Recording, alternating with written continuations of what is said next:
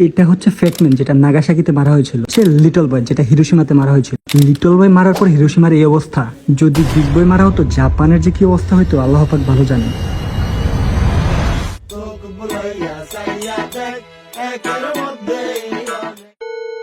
নতুন আরেকটি ব্লগে সবাইকে স্বাগত। জাপান এক্সপ্লোরার আজকের পর্বে আমরা ঘুরবো আর জানার চেষ্টা করব বিশ্বের প্রথম নিউক্লিয়ার অ্যাটাক হয় যে সিটিতে, অর্থাৎ হিরোশিমা সিটি ও এর ইতিহাস সম্পর্কে। প্রত্যেকের জীবনে এমন একটা ফ্রেন্ড থাকা খুবই প্রয়োজন, যে মন খারাপ থাকলে এসে বলবে চলো কোথায় দেখি কোন জায়গায় যাওয়া যায়। এমনিতে আমি ঘোরার পাগল, তার উপর এসব প্রপোজাল সব বাদ দেওয়া গেলে ঘোরার প্রপোজাল ইম্পসিবল। তাই তো কোনো প্ল্যান প্রোগ্রাম ছাড়াই ওভারনাইট বাসে চলে আসলাম হিরোশিমাতে। কিন্তু হিরোশিমাতে আসার পর সকালে বাস থেকে নেমে ওয়েদার দেখে দুজনের মাথার ঠিক হাত এভাবে উঠে গিয়েছিল। যাই হোক, সবকিছুতে আমাদের হাত নেই আর অজুহাত দেখানোরও উপায় নেই, অল্টারনেটিভ ওয়ে খুঁজতে হবে।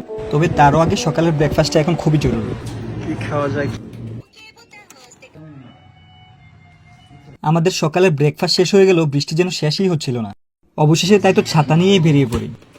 উদ্দেশ্য ছিল হিরোশিমা পিস মেমোরিয়াল পার্ক। যেতে যেতে ঠান্ডা নিস্তব্ধ পরিবেশে, তার উপর রাস্তার মাঝে ট্রাম চলার এই দৃশ্যটা মোটেও খারাপ লাগছিল না।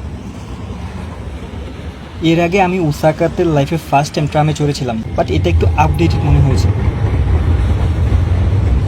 বলে রাখি, হিরোশিমার এই ট্রামগুলো 1912 সাল থেকেই চলছে, তার মানে সেকেন্ড ওয়ার্ল্ড ওয়ারের আগ থেকেই। আর এটাই হচ্ছে জাপানের সবচেয়ে লংগেস্ট ট্রাম নেটওয়ার্ক। 35 কিলোমিটার বিস্তৃত এই ট্রাম নেটওয়ার্ক হিরোশিমা পুরো সিটিটাকেই কানেক্ট করে রেখেছেন।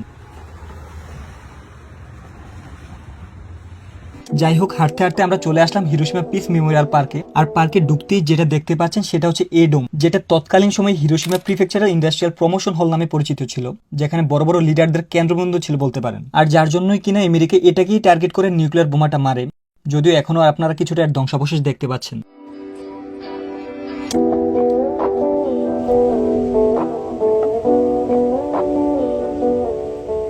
আর এখানটাতে লিখে আছে 1996 সালে ইউনেস্কো ওয়ার্ল্ড হেরিটেজ স্টেজ হিসাবে এটাকে স্বীকৃতি দেয়, যেটাকে যদি বাংলায় বলে লাইক জুতা মেরে গরুদান আর কি। তারপর কিছুটা হেঁটে আজকের গন্তব্য মিউজিয়ামের দিকে যেতে যেতে হঠাৎই এই লেকটা আমাদের চোখে পড়ে। এই লেকটা আমাদের ধানমন্ডি লেকের মতন না? দেখো ওইদিকে আবার বোটও আছে। আর এটা হচ্ছে চিলড্রেন মনুমেন্ট, যেটা দ্বিতীয় বিশ্বযুদ্ধের নিহত বাচ্চাদের স্মরণে মূলত নির্মাণ করা হয়েছে। যেখানে এসে বৃষ্টির মধ্যেও পরিচ্ছন্নতা কর্মীদের এই তৎপরতা ছিল চোখে পড়ার মতন। That's Japan.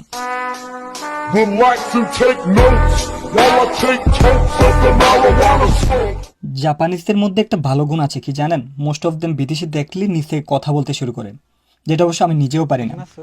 এই ভদ্রমহিলাটা আমাদের সম্পর্কে আসলে জানতে চায়, কোথায় থাকি, কি করি, কোথা থেকে এসেছি।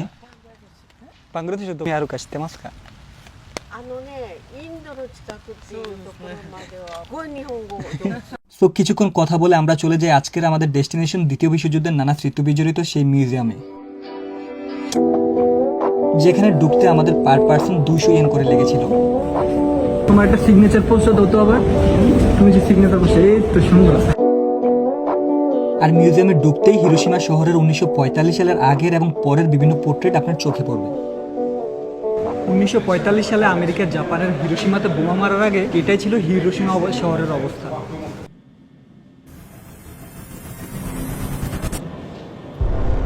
আর বোমা মারার পর বোমার ঠিক এই জায়গায় পড়েছিল।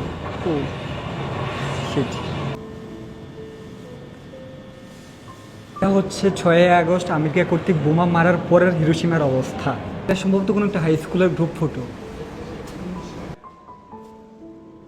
হিরোশিমা পিস মেমোরিয়াল মিউজিয়ামটা পুরোটা জুড়ে আছে 1945 সালের সেই ভয়াবহ দ্বিতীয় বিশ্বযুদ্ধের স্মৃতি এবং স্মৃতিগাথার কথা, যেখানে আসলে দ্বিতীয় বিশ্বযুদ্ধের এই স্মৃতিগুলো যে কোনো সুস্থ মানুষের বিবেককেই নাড়া দিতে বাধ্য।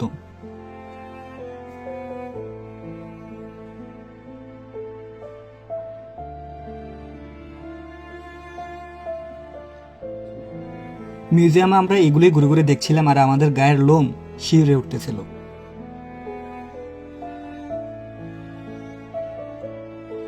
তারপর আমাদের ইচ্ছে ছিল হিরোশিমার একটা ফেমাস আইল্যান্ড মিয়াজিমাতে যাওয়ার, কিন্তু বৃষ্টি যেন আমাদের পিছুই ছাড়ছিল না। মিয়াজিমা আইল্যান্ডে ফেরিতে করে যাওয়ার জন্য প্রতিকূল আবহাওয়া হয়, প্ল্যান ক্যান্সেল করে আমরা হিরোশিমা সিটি ঘুরতে বেরিয়ে পড়ি। হিরোশিমা সিটির এই পথ ধরে হাঁটতে হাঁটতে বড় বড় ভবনগুলো দেখতে দেখতে ভাবছিলাম, এখানে কি আদৌ নিউক্লিয়ার বোমা একদিন পড়েছিল? জাপানের এই ডেভেলপমেন্ট দেখে তো আসলে বোঝার উপায় নেই।